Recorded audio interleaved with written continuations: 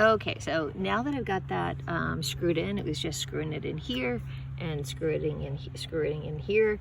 I wanted to remind you of one thing. This can be a little bit confusing. So this valve down here is not a splitter, right? So it's never recommended that you run a hose off there. It's a pressure release, so for the filter. So if you need to run a second hose like this is, always best to put a splitter up here, preferably a brass one, so you can have access to water without disrupting your timer. So let's take a look at the timer. So this is super intuitive once I remind you how it works, right? So the mode, right? So this is telling me it's Sunday, it's 12:30 p.m. And this is on, like it's waiting for the next prompt for the water to run, right? So mode will take you through the settings and you can set it. And I'm just going to show you what that looks like. So you hit mode, right? This little timer says this is the duration, right? The timer, the duration. So it's running for 45 minutes on each time it runs, right? So I hit mode again and it's going to go down to days, right, of the calendar. And then this shows me that it's running every day. I'm going to hit mode again and it's going to tell me what time it's going to run, right? So this is running at 6 p.m. and it's running at 8 a.m. and the second two timings are off, okay? Now, if I want this to run, I need to get it back to like this setting right here, and then it's ready to go. If you ever want to check your system, all right, we're going to turn this on, right? We're going to turn the water on, right?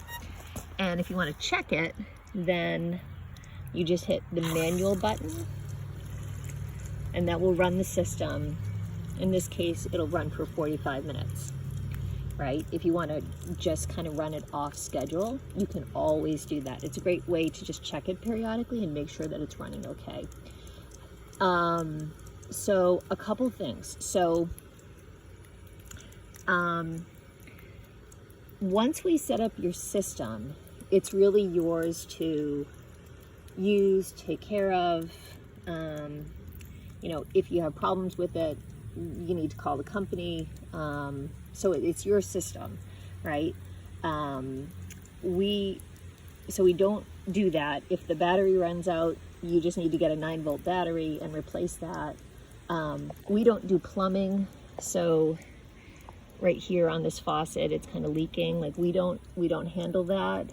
It's kind of above the call for gardeners. We don't do plumbing. But that is something I probably would call the plumber for to, or you know, fix that with a wrench and just a repair kit. Maybe it just needs a washer or something. So anyway, just wanted to be clear on that. It is definitely up to each of our homeowners to make sure the garden gets enough water. This irrigation system is a great way to do it, but you need to keep in mind that it's really to maintain the water level in the garden. If the garden is bone dry, like bone dry, it's always best to really drench it by hand. And then once it's sort of back to where it should be, then you set the timer to kind of maintain that. Hope that makes sense. All right, if you have any questions, give us a call. Thanks, bye.